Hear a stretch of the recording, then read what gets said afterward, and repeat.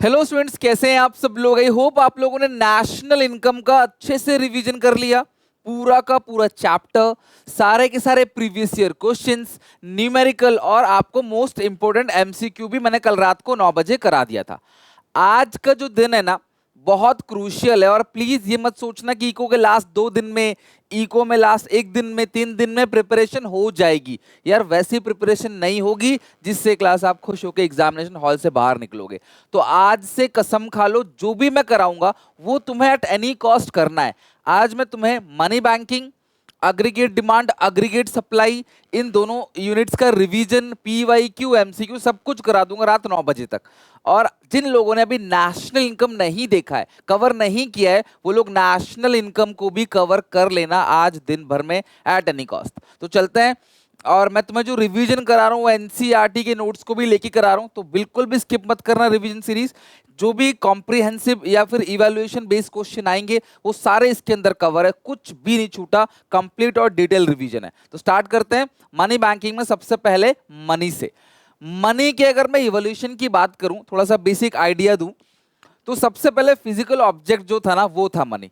आपने देखा होगा कि पुरानी मूवीज के अंदर राजा महाराजा कोई गुड न्यूज सुनते थे तो क्लास अशर्फियां अपने गले की माला सोने की वो निकाल कर दे देते थे। वही एक तरीके का क्लास क्या था, फिजिकल ऑब्जेक्ट था। कोई मोती हो गया, ठीक है, कोई क्लास हीरे जवाहरात हो गया, फिर कोई भी और अदर स्टोन हो गया, ठीक है, रॉक हो गया, वो सब मनी था। उसके बाद आया बार्टर सिस्टम। ये था बार्टर सिस्टम 5000 बीसी में। जो बार्टर सिस्टम था, सामान के बदले सामान, एक सामान दिया दूसरा सामान लिया, this is called barter system exchange. फिर आया गोल्ड, फिर आया क्लास, ये ईयर याद नहीं करना आपको, मेटल कॉइन्स आ गया फिर, ठीक है, मेटल कॉइन्स, सिक्के जिसे बोलते हैं। फिर धीरे धीरे आया पेपर मनी। फिर आया 1928 में plastic cards, credit card, debit card. अब आगे इलेक्ट्रॉनिक मनी, ऑनलाइन क्लास आप डायरेक्टली पेमेंट करते हो। और फिर उसके बाद क्रिप्टो करेंसी। तो ऐसे धीरे धीरे धीरे धीरे मनी का इवोल्यूशन होता चला चला गया। Physical object, barter system, gold, metal coin, paper money, plastic, electronic money, और लास्ट में आ गया आपका क्रिप्टो करेंसी। तो ये बेसिक आइडिया है कि मनी का इवोल्यूशन हुआ कैसे कैसे। अब बार्टर सिस्टम है क्या, सामान के बदले सामान। इसके पास कोई सामान है, इसको वेजिटेबल्स चाहिए, इसके पास फ्रूट्स है। फिर इसके पास क्या है, इसको क्या चाहिए, फ्रूट चाहिए, और इसके पास वेजिटेबल्स है। तो ये दोनों का आपस में एक्सचेंज कर लेंगे। ये इसको क्लास बैंगन दे देगा और ये इसको एप्पल दे देगा। This system is called barter system of exchange. इसको सीसी इकोनॉमी भी बोला जाता है। लेकिन बार्टर सिस्टम के अंदर ना बहुत सारी प्रॉब्लम्स थी जिसकी वजह से सिस्टम बंद हो गया। प्रॉब्लम क्या थी इसके अंदर, क्या पता ये एप्पल लेने को तैयार ही ना हो, बदले में ये बैंगन देना चाहता है बट बदले में इसको फ्रूट्स की नहीं चाहिए, बदले में मान लो इसको चाहिए फ्लावर्स।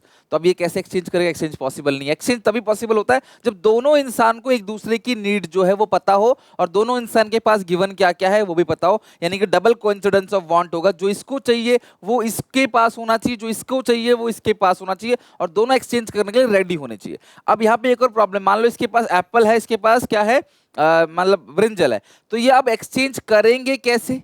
अब जो ये क्लास, ये एक प्लांट है और ये एक्सचेंज कैसे करेंगे, इसको बताओ एक्सचेंज कैसे करेंगे। कितने बैंगन के बदले कितने सेब, कितने एप्पल, एक्सचेंज रेशियो क्या होगा। ये इसको स्टोर कैसे करेगा, फ्यूचर में ये कैसे एक्सचेंज करेगा इसके थ्रू। ये सारी प्रॉब्लम बार्टर सिस्टम के अंदर हुआ करती थी, जिसकी वजह से क्लास मनी का इवोल्यूशन हुआ। मनी आए, पेपर नोट, करेंसी नोट, सिक्के आए। Money act as a medium of exchange. ये मनी का ना क्लास कॉमन फंक्शन भी है, कॉमन डेफिनेशन भी है। Money act as a medium of exchange, that is money is accepted as a medium of exchange. अगर आपको कोई भी चीज एक्सचेंज करनी हो तो आपको मनी की जरूरत पड़ती है। Money act as a medium of exchange. अगर मैं मनी के फंक्शंस की बात करूं तो मनी के ना 3 फंक्शन होते हैं। आपके सिलेबस में भी 2 ही पढ़ने, प्राइमरी फंक्शंस ऑफ मनी और सेकेंडरी फंक्शंस ऑफ मनी। जो प्राइमरी फंक्शन है उसके अंदर 2 चीजें आती हैं। पहला मीडियम ऑफ एक्सचेंज, भाई मनी की जरूरत पड़ती है किसी भी चीज को एक्सचेंज करने के लिए, और common measure, common unit of value.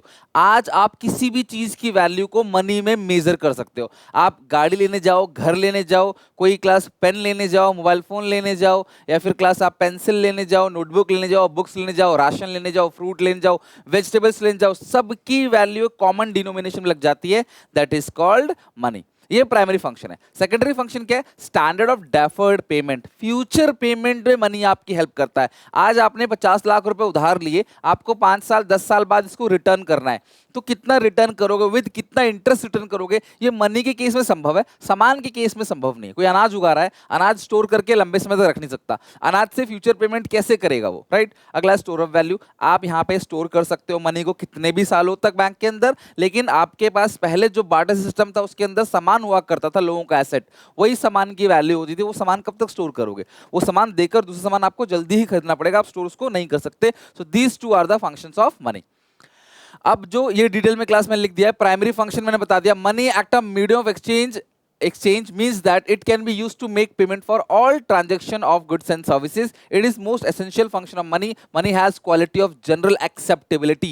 ये ध्यान रखना, ये पूछ सकता है मनी की जो क्वालिटी है वो जनरल एक्सेप्टेबिलिटी है, यानी कि वो कौन सा फंक्शन ऑफ मनी है? Medium of exchange. Common unit या common measure of value, money as a measure of value means that money work as a common denomination in which all goods and services are express. हर सामान की कीमत किसमें express होती है? Money के अंदर। सेकेंडरी फंक्शन क्या है? These refers to function of money which are supplementary to the primary function. Primary function को सप्लीमेंट करता है और इसको क्लास बोलते हैं, इसको डेरिवेटिव फंक्शंस भी बोलते हैं, जो मैंने आपको बताया, फ्यूचर पेमेंट, और दूसरा क्या है? Store of value.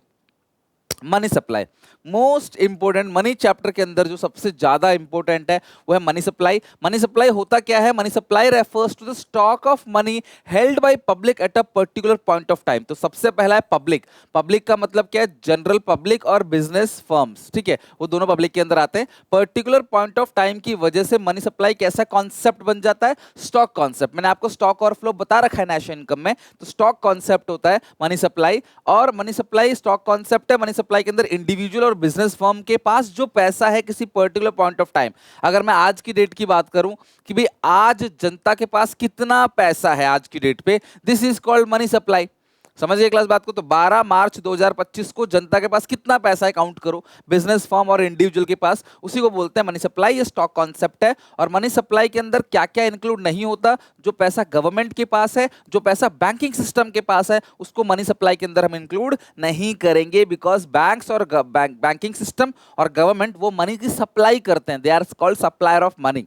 ओके, अच्छा, अब मनी सप्लाई को मेजर करने के लिए हमें एक ही कंपोनेंट पढ़ना है, दैट इज M1। कंपोनेंट में M1, M1 का मतलब क्या है? करेंसी प्लस डिपॉजिट्स, ठीक है। एनसीईआरटी क्या कहता है? M1 का मतलब क्या है? Currency plus deposit. अगर आप डिटेल में जाओ तो M1 is equal to CC DD और OD विद RBI, ठीक है। M1 जो है वो किसके बराबर है? Currency in cash, demand deposits and other deposits with RBI, CC DD और OD। तो CC मतलब करेंसी इन कैश, DD मतलब डिमांड डिपॉजिट, OD मतलब अदर डिपॉजिट। वो होता क्या क्या है ध्यान समझना। और हाँ, मैंने ये बता दिया, मनी वन जो है वो मोस्ट लिक्विड है, उसको ट्रांजैक्शन मनी भी कहा जाता है, ठीक है, ट्रांजैक्शन मनी, और वो मोस्ट लिक्विड भी है। और मनी सप्लाई के अंदर क्या क्या इंक्लूड नहीं होता है M1 के अंदर? डिपॉजिट ऑफ इंडियन गवर्नमेंट, जो इंडियन गवर्नमेंट का पैसा RBI के पास पड़ा हुआ है, जो कमर्शियल बैंक का पैसा RBI के पास पड़ा हुआ है, उसको इसके अंदर मनी सप्लाई M1 के अंदर इंक्लूड नहीं करते। अगर मैं डिटेल में जाऊं तो M1 के अंदर सबसे पहले चीज CC, CC मतलब currency in cash, paper note और कॉइन। DD मतलब है डिमांड डिपॉजिट, जो पैसा आपके अकाउंट में, सेविंग्स अकाउंट, करंट अकाउंट के अंदर पड़ा हुआ है, जब डिमांड करोगे, जब आप उसे मार्केट से निकाल सकते हो, चेक काट के उसमें से पैसा निकाल सकते हो, चेकेबल डिपॉजिट, उसको बोलते हैं डिमांड डिपॉजिट। लेकिन डिमांड डिपॉजिट में हमें ना सिर्फ नेट डिमांड डिपॉजिट ही लेना है। पहला तो अगर जनता के पास कितना पैसा है आज की डेट पे काउंट करना हो तो सबसे पहले CC ले लोगे, कितना कैश लोगों के पास है, और दूसरा लोगे डिमांड डिपॉजिट, मतलब लोगों के बैंक अकाउंट में कितना पैसा पड़ा हुआ है, लेकिन वो नेट डिमांड डिपॉजिट होना चाहिए, not gross demand deposit. Net demand deposit का मतलब होता है कि inter bank deposits are, inter bank deposit को नहीं लेना। कई बार होता क्या है, एक बैंक का पैसा दूसरे बैंक के पास पड़ा है, कुछ पैसा इसके पास पड़ा है, कुछ इसका किसी और के पास पड़ा है, किसी और का इसके पास कुछ पड़ा है, तो एक दूसरे के पास जो पैसा बैंकों के पास पड़ा हुआ है उसको हम लोग डिमांड डिपॉजिट में नहीं लेते। It must be noted that here we include only net demand deposit, it means inter bank deposits are excluded. जो इंटर बैंक डिपॉजिट्स थे उसको एक्सक्लूड कर दिया गया। इंटर बैंक डिपॉजिट वो डिपॉजिट है जो एक बैंक का है दूसरे बैंक के पास। तीसरा जो है वो है other deposit with RBI. RBI के पास जो पैसा पड़ा हुआ है, आरबीआई के पास कमर्शियल बैंक का जो पैसा पड़ा हुआ है, आरबीआई के पास गवर्नमेंट का जो पैसा पड़ा हुआ है, उसको काउंट नहीं करना। तो सर कौन सा काउंट करना है? Deposit held by RBI on the behalf of foreign bank.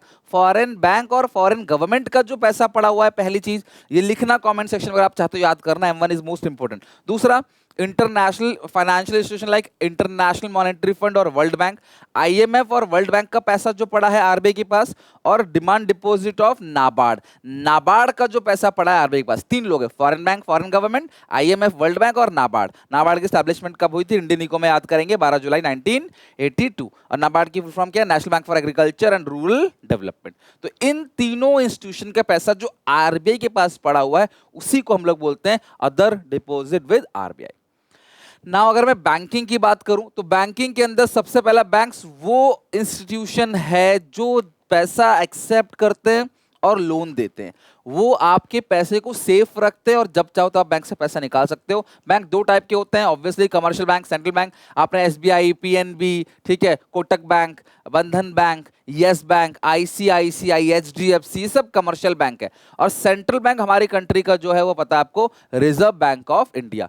तो कमर्शियल बैंक ऐसी फाइनेंशियल इंस्टीट्यूशन है जो ऑल ऑपरेशंस कैरी करते हैं related to deposit withdrawal of money for the general public. तो कमर्शियल बैंक डायरेक्टली लिंक रखता है general public से, आम जनता से। ये आम जनता को कंजप्शन और इन्वेस्टमेंट के लिए लोन देता है और क्लास उनसे डिपॉजिट को एक्सेप्ट करता है। उनसे लेता है 5% पैसा, लोन देता है 18% पे। तो बीच का जो 13% का इनकम है यही कमर्शियल बैंक पैसा कमाती है। कमर्शियल बैंक का मेन मोटो होता है मुनाफा कमाना। तो वो कम रेट पे जनता को ब्याज, जनता से पैसा लेती है कम रेट पे, और जिसको लोन देना होता है उसको हायर रेट पे लोन देती है। उसको, उस डिफरेंस को बोलते हैं spread. Commercial bank are the other type of institution which are the part of money creating system. और कमर्शियल बैंक मनी क्रिएशन करता है, ध्यान रखना। इकोनॉमी में मनी क्रिएट कौन करता है? कमर्शियल बैंक और सेंट्रल बैंक, ध्यान रखना, मनी को क्रिएट करता है। और कमर्शियल बैंक आपके पैसे को ना कई गुना बना देता है। प्रिंटिंग का काम आरबीआई का है। तो यहाँ पे commercial bank are the other type of institution which are a part of money creating system. Money creating system का कमर्शियल बैंक पार्ट है। These banks are profit making institutions, do business only to make profit, सिर्फ मुनाफा कमाने के लिए काम करते हैं। एसबीआई, एचडीएफसी, आईसीआईसीआई, जिसमें से एसबीआई जो है वो नेशनलाइज बैंक है, जिसको आप लोग सरकारी बैंक बोलते हो। बाकी एचडीएफसी और आईसीआईसीआई प्राइवेट बैंक है। अच्छा, अब एक बात आपको पता होना चाहिए कि कोई भी कमर्शियल बैंक आरबीआई के थ्रू, आरबीआई के गाइडेंस में काम करता है। Reserve bank of India regulate करता है कमर्शियल बैंक की सारी एक्टिविटीज को, इवन फैसिलिटेट भी करता है, उनको हेल्प भी करता है, उन पे नजर रखता है कुछ गलत तो नहीं कर रहे। तो हर एक कमर्शियल बैंक को दो तरह के रिजर्व बनाने पड़ते हैं, दैट इज मैंडेटरी। तो होता क्या है, जैसे ही किसी ने कमर्शियल बैंक को 1000 रुपए जमा किए तो कमर्शियल बैंक उसका 4% जो है वो रिजर्व बैंक को दे देता है डायरेक्टली। यानी कि 1000 में से 4% जो है, यानी कि जो है 1000 में से 40 रुपए जो है वो किसको दे देगा? रिजर्व बैंक ऑफ इंडिया, क्योंकि आरबीआई ने उसे बनाया है। तो फ्यूचर में आरबीआई ही इनकी मदद करेगा। तो एक डिपॉजिट के रूप में जमा होता है आरबीआई के पास, ताकि कल को अगर क्लास कोई मुसीबत आ जाए बैंकों को तो आरबीआई बैंक के बिहाफ में डिपॉजिटर्स की पेमेंट कर सके। क्योंकि हम लोग जानते हैं कि आरबीआई है तभी हमारा पैसा कमर्शियल बैंक में हम लोग जमा करते हैं। उस रिजर्व को बोलते हैं, उस रेशियो को बोलते हैं cash reserve ratio. Initial deposit का एक फिक्स परसेंट जो कमर्शियल बैंक आरबीआई के पास जमा करता है, that is called cash reserve ratio, CRR. और उसी इनिशियल डिपॉजिट का 1%, मान लो 25%, वो अपने ही पास रखता है कैश के फॉर्म में, जिसको बोलते हैं स्टैट्यूटरी लिक्विडिटी रेशियो। तो इनिशियल डिपॉजिट का एक फिक्स परसेंट जो कमर्शियल बैंक आरबीआई को देता है वो सीआरआर है, और इनिशियल डिपॉजिट का एक फिक्स परसेंट जो कमर्शियल बैंक अपने ही पास रखता है इन liquid form like cash, gold, government approve security which can be easily convertible into cash, right. अब उस चीज को अपने पास कैश में क्यों रखता है? आज आपने जमा किया, कल को निकालने आगे तो क्या होगा? फिर बैंक के पास पैसा तो होना चाहिए। बैंक ने जिसको लोन दिया वो 10 साल बाद देगा, तो इसीलिए अपने पास एक रिजर्व रखते हैं एसएलआर, आरबीआई को देते हैं सीआरआर। और ये 20 और 4% एग्जैक्ट नहीं है, ये सिर्फ एक अंदाजा है, 25 और 4%। और इन दोनों रेशियोज को मिला के बोला जाता है लीगल रिजर्व रेशियो, और हर कमर्शियल बैंक को ये रिजर्व मेंटेन करना मैंडेटरी है। The most important function of commercial bank, बहुत इंपॉर्टेंट है, ध्यान समझना। आप लिख लो, ये तो आएगा ही आएगा। अगर कोई चीज मैं यहाँ पे लिख रहा हूं आएगा, मतलब सीबीएसई को ये क्वेश्चन देना ही पड़ेगा। ये होगा आपके पेपर में, अच्छे से प्रैक्टिस करना, फिगर अलग अलग लेके प्रैक्टिस करना। ये चार्ट बहुत इंपॉर्टेंट है, ये फिगर, ये स्केड्यूल बहुत इंपॉर्टेंट है और इसी को आपने इसे लिखना है। कमर्शियल बैंक आपके पैसे को कई गुना बना देता है। कैसे, ध्यान से समझना। सबसे पहले आप कॉलम बना रहे हो क्रेडिट क्रिएशन, डिपॉजिट, लोन्स और legal reserve ratio. Initial deposit, शुरू में आपने जब पैसा जमा किया, मान लो किसी ने 1000 रुपीज जमा किया, आपको पता है एलआरआर मस्ट है, वो मेंटेन करना पड़ेगा। एलआरआर मैं अज्यूम कर रहा हूं 10% है, 1000 का 10% कितना हो गया, यहाँ पे 100 रुपीज का एलआरआर मेंटेन हो गया। तो बताओ बैंक लोन कितना दे पाएगी, 900। मेरे हाथ में 1000 आए लेकिन एलआरआर मैंने 100 मेंटेन कर दिया, वो तो मैं लोन नहीं दे सकता। बाकी जो बचा 900 वो मैंने लोन दे दिया, राउंड 1। अच्छा, जिसको मैंने लोन दिया वो क्या करेगा, यहाँ पे दो अजम्पशन से ध्यान रखना। पहला, सारा पेमेंट जो है ना वो बैंकिंग सिस्टम के थ्रू होगा, सारी की सारी पेमेंट एलआरआर के बाद, और सारा लोन जाएगा, कुछ बचेगा नहीं। तो यहाँ पे 9 का लोन चला गया और ये 900 जिसको मिला उसने क्रेडिटर्स की पेमेंट कर दी। वो क्या करेगा, अच्छा मुझे बताओ, जिसको आप लोन दोगे वो घर गाड़ी खरीदेगा, चीजें खरीदेगा, फिर अपने कर्जदार की पेमेंट करेगा, राइट। तो 900 रुपये उसने पेमेंट कर दिया, उसने जिसको पेमेंट किया अल्टीमेटली वो फिर से उसके बैंक अकाउंट में आ गया। और जब मैं बोलता हूँ कमर्शियल बैंक, तो सबके बैंक अलग अलग हो सकते हैं, बट मैं सारे बैंक को मिला के बात कर रहा हूँ। तो मैंने मान लो 1000 रुपए जमा किया और बैंक ने 900 रुपए का लोन किसी और को दे दिया। जिसको लोन दिया है उसने किसी और की पेमेंट कर दी, अल्टीमेटली वो पैसा फिर से बैंक में आ गया, फिर से वो मनी क्रिएशन इकोनॉमी में, सिस्टम में आ गया। फिर इसका 10% 90 रुपीज का एलआरआर मेंटेन होगा, तो 810 रुपए फिर जाएगा कहां पे, लोन पे। अब ये 810 जिसको लोन दिया है वो क्या करेगा, वो अपने क्रेडिटर्स की पेमेंट कर देगा, वो अपनी लायबिलिटीज की पेमेंट कर देगा 810 रुपए। फिर इसका 10% एलआरआर मेंटेन होगा 81, और 729 का जो है वो लोन चला जाएगा, और ये प्रोसेस चलता चला जाएगा। फिर 729 यहाँ पे आ जाएगा, फिर उसका 10% 72.9 रुपीज का एलआरआर मेंटेन बनेगा, बाकी लोन जाएगा।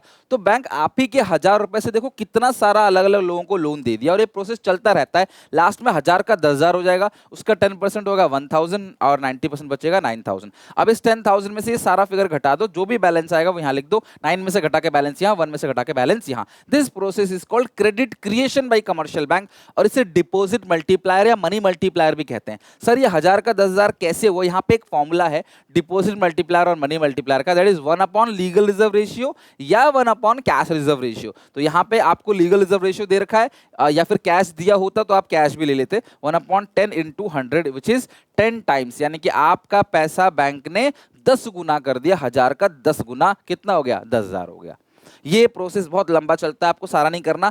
2 राउंड आपने इनिशियल डिपॉजिट 2 राउंड बना के छोड़ देना है। अब आप घर पे अपनी इनिशियल डिपॉजिट को 1 की जगह 5000 रुपए ले लेना, एलआरआर को 10 की जगह 20% ले लो, और फिर देखना 5 गुना बन जाएगा। अगर आपने 5000 लिया तो 25,000 का आपका टोटल बन जाएगा। तो आप ध्यान से समझना, यहाँ पे एक बात और बताऊं, अगर एलआरआर 10% है तो डिपॉजिट मल्टीप्लायर है 1 upon 10 into 100 which is 10 times. अगर LRR 20% है तो डिपॉजिट मल्टीप्लायर होगा 1 upon 20 into 100 which is 5 times. अगर LRR 25% है तो 1 अपॉन 25 इंटू 100 4 टाइम्स। LRR 50% है 1 अपॉन 25 इंटू 100 50% है तो 2 टाइम्स। और LRR अगर 33.33% है ना 1 अपॉन 33.33 इंटू 100 3 टाइम्स। तो जैसे जैसे लीगल रिजर्व रेशियो बढ़ता चला जा रहा है उससे आपका जो डिपॉजिट मल्टीप्लायर है वो क्या हो रहा है, कम होता चला जा रहा है। लीगल रिजर्व रेशियो और डिपॉजिट मल्टीप्लायर के बीच में जो रिलेशनशिप अगर ये भी आ जाए तो आप लिख सकते हो। ऐसे डायरेक्ट क्वेश्चन अब पेपर में नहीं आते, थोड़ा सा दिमाग लगा के लिखने वाले क्वेश्चंस आते हैं। मैं आपको प्रीवियस ईयर क्वेश्चन भी दिखाऊंगा, ठीक है। अभी हम प्रीवियस ईयर क्वेश्चन भी करेंगे आज 11 बजे के आसपास, तो दिखाऊंगा कैसे क्वेश्चंस आते हैं।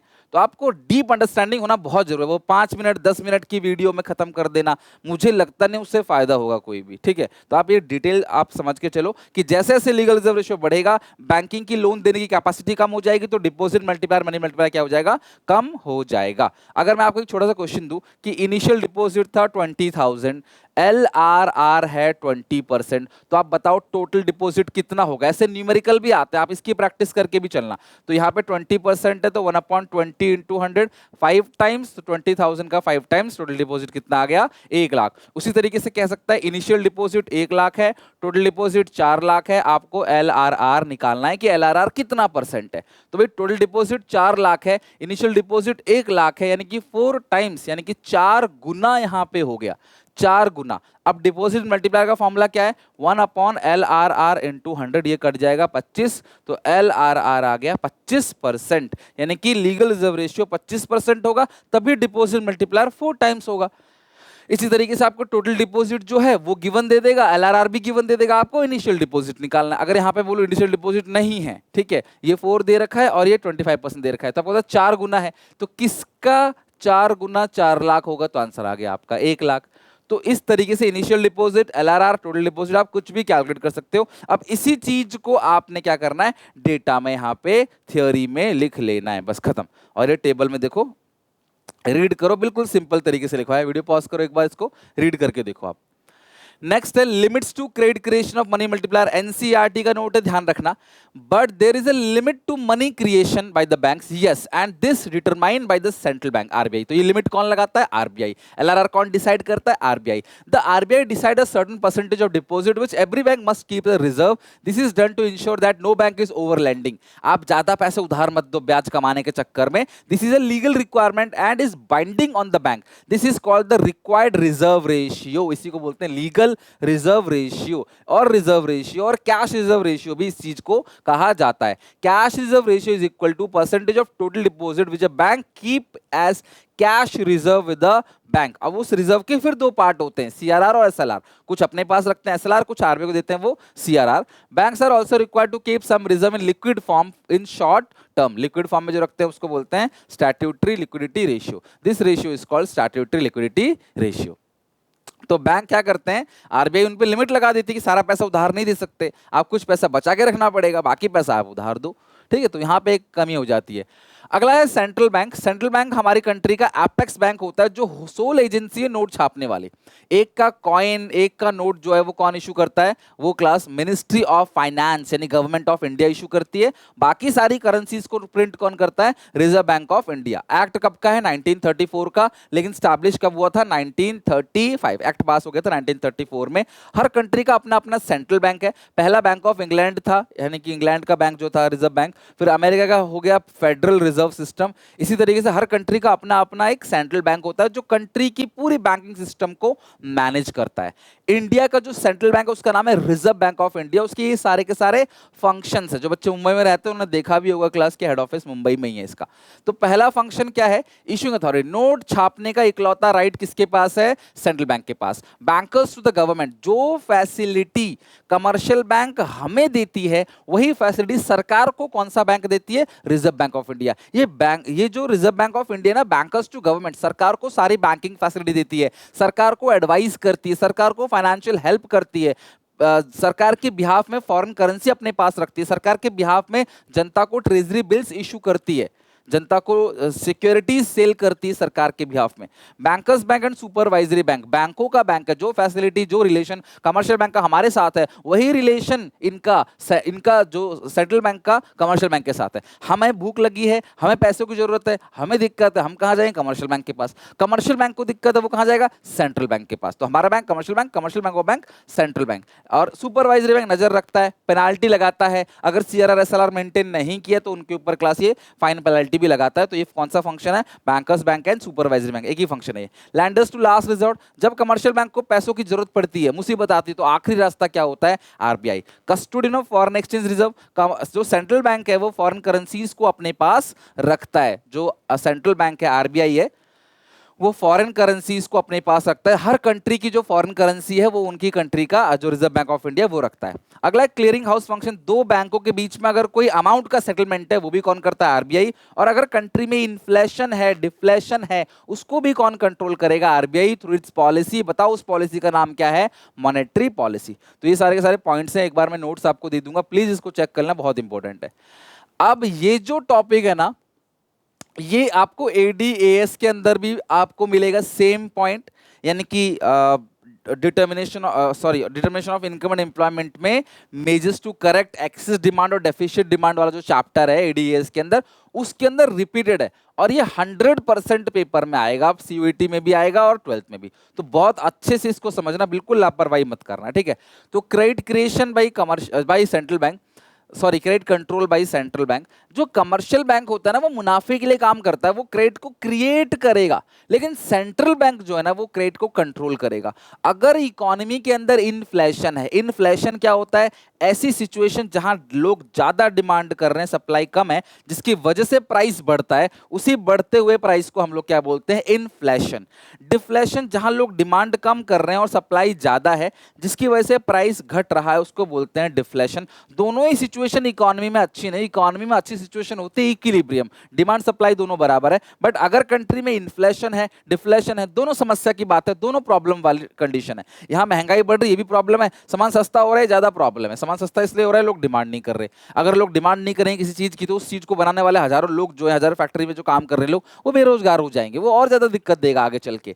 तो ये दोनों ही सिचुएशन अच्छी नहीं है। इनको कंट्रोल करने काम किसका है, आरबीआई का है। और आरबीआई की एक पॉलिसी होती है जिसका नाम है मॉनेटरी पॉलिसी, जिसके थ्रू आरबीआई इन्फ्लेशन और डिफ्लेशन को कंट्रोल करती है। ध्यान समझना, मॉनेटरी पॉलिसी के through reserve bank of India inflation deflation को कंट्रोल करेगी। अभी जो मॉनेटरी पॉलिसी क्या है, ध्यान समझना, इकोनॉमी इनस्टेबल है, यानी कि क्या है क्लास, यहां पे डिफ्लेशन है, इसको जो प्राइस घट रहा है यानी डिफ्लेशन है। अगर डिफ्लेशन है तो रिजर्व बैंक ऑफ इंडिया क्या करेगी, इंजेक्ट करेगी मनी को देश के अंदर क्या करेगी, लेके आएगी, लिबरलाइज करेगी। देश में जब पैसा आएगा तो फिर इकोनॉमी क्या हो, धीरे धीरे ग्रोथ करने लग जाएगा। और अगर कंट्री में इन्फ्लेशन है, महंगाई बढ़ती चली जा रही है, तो इकोनॉमी से मनी को बाहर निकाल लेगी, विड्रॉ कर लेगी, कॉन्ट्रैक्शन पॉलिसी अपनाएगी आरबीआई। उसके थ्रू क्या होगा, जनता के पास पैसा कम पहुंचेगा, वो डिमांड कम करेंगे, फिर इकोनॉमी इक्विलिब्रियम में आ जाएगा। तो मॉनेटरी पॉलिसी के दो मेजर्स होते हैं, ध्यान रखना, ये जो मॉनेटरी पॉलिसी है ना, इसके दो मेजर्स होते हैं। पहला है क्वांटिटेटिव मेजर्स, दूसरा है क्वालिटेटिव मेजर्स। दो तरह के मेजर्स होते हैं, क्वांटिटेटिव और क्वालिटेटिव। क्वांटिटेटिव मेजर्स के जो इंस्ट्रूमेंट्स है वो क्या क्या है, बैंक रेट, रेपो रेट, इसको ना रीपर्चेज रेट भी कहा जाता है। बैंक रेट, रेपो रेट क्या होता है, इनिशियल डिपॉजिट का एक फिक्स परसेंट। जो बैंक रेट है वो क्या होता है, जब हमें दिक्कत है हम कहां जाएंगे, कमर्शियल बैंक के पास पैसे लेने के लिए। जो कमर्शियल बैंक को प्रॉब्लम होती है पैसों की, वो उधार किससे लेता है, सेंट्रल बैंक से। तो कमर्शियल बैंक सेंट्रल बैंक से जिस रेट पे उधार ले रहा है, उस रेट को बोलते हैं बैंक रेट, रेपो रेट या रीपर्चेज रेट। लेकिन अगर ये शॉर्ट टर्म के लिए तो बोलते हैं रेपो रेट, लॉन्ग टर्म के लिए तो क्या बोलते हैं इसको, बैंक रेट। तो बैंक रेट क्या है, वो रेट है जिस रेट पे कमर्शियल बैंक आरबीआई से उधार लेता है, राइट। सीआरआर बता दिया मैंने आपको, एसएलआर बता दिया, दोनों को मिला के एलआरआर। इसके अलावा ओपन मार्केट ऑपरेशन है और रिवर्स रेपो रेट का बिल्कुल उल्टा। तो रिवर्स रेपो रेट क्या होता है, जब कमर्शियल बैंक के पास सरप्लस पैसा आ जाता है तो वो पैसा आरबीआई को दे देता है और वहां से कुछ उसको इंटरेस्ट मिलने लग जाता है। तो that is called, that rate, जिस रेट पे वहां से इंटरेस्ट मिलता है उसको बोलते हैं रिवर्स रेपो रेट। क्वालिटेटिव के अंदर हमें एक ही चीज पढ़नी है, दैट इज मार्जिनल रिक्वायरमेंट। तो आओ एक एक करके इन पॉइंट्स को अच्छे से समझते हैं कि इन्फ्लेशन और डिफ्लेशन इससे कैसे कंट्रोल किया जाता है। तो सबसे पहली चीज जो है वो बैंक रेट, ध्यान समझना। टू कंट्रोल इन्फ्लेशन, अगर कंट्री के अंदर इन्फ्लेशन है तो आरबीआई क्या करेगा, बैंक रेट या रेपो रेट को या रीपर्चेज रेट को बढ़ा देगा। जैसी बैंक रेट और रेपो रेट बढ़ेगा तो कमर्शियल बैंकों को रिजर्व बैंक महंगे रेट पे लोन दे रही है, ठीक है, तो रेट ऑफ इंटरेस्ट जो है वो भी बढ़ जाएगा। अगर रेपो रेट बढ़ेगा तो रेट ऑफ इंटरेस्ट बढ़ेगा, और अगर रेट ऑफ इंटरेस्ट बढ़ेगा तो लोग लोन जो है वो कम लेंगे, और अगर लोग लोन कम लेंगे तो लोग डिमांड भी कम करेंगे और कंट्री में इक्विलिब्रियम आ जाएगा, डिमांड सप्लाई बराबर हो जाएगा। लेकिन टू कंट्रोल डिफ्लेशन, अगर कंट्री में डिफ्लेशन है, मंदी है, लोग डिमांड नहीं कर रहे, डिफ्लेशन है, तो उस सिचुएशन में जो बैंक रेट है और रेपो रेट है वो कम कर दिया जाएगा। जैसे बैंक रेट और रेपो रेट कम हो गया तो रेट ऑफ इंटरेस्ट भी कम हो जाएगा, और जैसे ही रेट ऑफ इंटरेस्ट कम होगा लोग लोन ज्यादा लेंगे, लोग लोन ज्यादा लेंगे तो डिमांड ज्यादा। इसी को स्टेटमेंट वाइज आपको लिखना है, और आप चाहो तो इस तरह से चार्ट बना के दिखा के फिर एक्सप्लेन कर सकते हो और बेहतर नंबर आपको मिलेंगे। तो बैंक रेट से या रेपो रेट से इस तरीके से इन्फ्लेशन डिफ्लेशन को कंट्रोल किया जाता है। इन्फ्लेशन के टाइम पे आरबीआई ना रेस्ट्रिक्ट करती है मनी सप्लाई को, कॉन्ट्रैक्शनरी पॉलिसी अपनाती है, जबकि डिफ्लेशन के टाइम पे आरबीआई एक्सपेंशनरी पॉलिसी अपनाती है कि अच्छा लोन दो, खुल को लिबरल पॉलिसी, ज्यादा लोन दो ताकि लोग ज्यादा डिमांड करें, इसलिए यहां बैंक रेट को कम कर दिया जाता है। दूसरा है क्लास यहाँ पे सेकंड जो पॉइंट है वो है सीआरआर एसएलआर। आप सबको पता है जितना ज्यादा सीआरआर एसएलआर होगा उतना ही लोन क्या जाएगा, कम जाएगा। अभी बताया था नेगेटिव रिलेशनशिप है। रिजर्व ज्यादा मेंटेन करेगी, लिमिट टू जो आपने पढ़ा था लिमिट टू क्रेडिट क्रिएशन, जितना ज्यादा बैंक रिजर्व मेंटेन करेगी लोन उतना ही कम जाएगा। तो टू कंट्रोल इन्फ्लेशन, अगर कंट्री में इन्फ्लेशन है तो सीआरआर एसएलआर को बढ़ा दिया जाएगा। जैसे ही सीआरआर एसएलआर बढ़ेगा बैंक की लोन देने की कैपेसिटी कम हो जाएगी, और लोन कम तो डिमांड कम, और इन्फ्लेशन में डिमांड ज्यादा था हमें उसे कम करना था। टू कंट्रोल डिफ्लेशन, उसी तरीके से क्लास टू कंट्रोल डिफ्लेशन, अगर कंट्री में डिफ्लेशन है तो सीआरआर और एसएलआर को कम कर दिया जाता है। जैसे ही सीआरआर एसएलआर कम होगा बैंक लोन ज्यादा दे पाएंगे और लोगों के पास पैसा ज्यादा पहुंचेगा, लोग डिमांड ज्यादा करेंगे। लोन लेके तो डिमांड करते हैं, आजकल लोन ईएमआई पे मिल जाता है चीजें, तभी तो आप लोग ज्यादा चीजें खरीद लेते हो। 50,000 का फ्रिज लेने गए थे 1 लाख का फ्रिज खरीद के लिया है, 20,000 का फोन लेने गए थे 50,000 का फोन खरीद के लिया है। क्यों? ईएमआई पे मिल जाता है आपको आसानी से वो, इसीलिए। तो इन्फ्लेशन डिफ्लेशन कंट्रोल करना हो, इन्फ्लेशन कंट्रोल करना हो तो आपको सीआरआर एसएलआर बढ़ाना पड़ेगा, डिफ्लेशन कंट्रोल करना हो तो उसको कम करना पड़ेगा। अगला है ओपन मार्केट ऑपरेशन। बेटा ओपन मार्केट ऑपरेशन का मतलब होता है sale and purchase of government securities by RBI. तो रिजर्व बैंक ऑफ इंडिया सरकार के शेयर्स को जनता को बेचेगा इन्फ्लेशन में। तो अगर कंट्री में इन्फ्लेशन है तो आरबीआई क्या करेगा? सेल करेगा सिक्योरिटीज। आरबीआई क्या करेगा? सेल करेगा सिक्योरिटीज टू पब्लिक, राइट। लिखो, अगर इन्फ्लेशन कंट्रोल करना हो तो आरबीआई सेल करेगा, लिखो।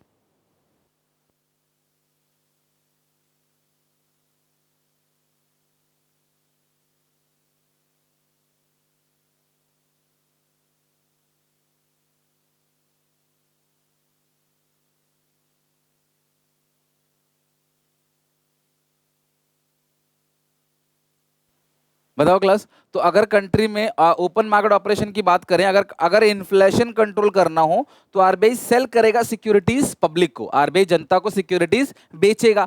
तो जनता इसे खरीदने के लिए ना बहुत एक्साइटेड रहती है, क्योंकि सरकारी सिक्योरिटीज है, घाटा होगा नहीं, फायदे का सौदा है। तो जनता क्या करेगी? विड्रॉ करेगी मनी फ्रॉम कमर्शियल बैंक। मान लो मैं ही हूं, सरकारी शेयर्स मिल रहे हैं तो मैं से खरीदने के लिए एक्साइटेड हूं, तो मैं बैंक से पैसे निकाल लूंगा, विड्रॉ मनी। अगर मैं बैंक से पैसे निकाल लूंगा तो बैंक क्या करेगा? फिर लोन जो है वो कम दे पाएगा, बैंक का सारा पैसा तो निकल गया, और लोन कम तो डिमांड कम, क्या कंट्रोल हो जाएगा? इन्फ्लेशन। और कंट्री में अगर डिफ्लेशन है, मंदी है, तो वही सिक्योरिटीज आरबीआई जनता से खरीद लेती है। RBI purchase securities from public, RBI purchase securities from public. RBI securities जो है वो पब्लिक से परचेज कर लेती है और पब्लिक को पैसा दे देती है। पब्लिक के हाथ में पैसा आ जाता है तो पब्लिक क्या करेगी? डिपॉजिट्स बढ़ जाएंगे बैंकों के, डिपॉजिट बढ़ जाएंगे बैंकों के, और बैंकों के डिपॉजिट बढ़ जाएंगे तो बैंक ज्यादा लोन देगी, लोग ज्यादा लोन लेंगे तो ज्यादा डिमांड भी करेंगे। तो इन्फ्लेशन में आरबीआई सेल करेगी सिक्योरिटीज को, डिफ्लेशन में आरबीआई क्या करेगी? सिक्योरिटीज को परचेज करेगी। आई क्लास बात समझ? चौथा पॉइंट, चौथा पॉइंट है रिवर्स रेपो रेट। चौथा पॉइंट है रिवर्स रेपो रेट, ध्यान से समझना class. The fourth point is reverse repo rate. अब ये रिवर्स रेपो रेट क्या होता है? रेपो रेट का बिल्कुल उल्टा, कमर्शियल बैंक सरप्लस पैसा आरबीआई को दे देती है, पार्क करती है वहां पे, और वहां से कुछ इंटरेस्ट मिलता है।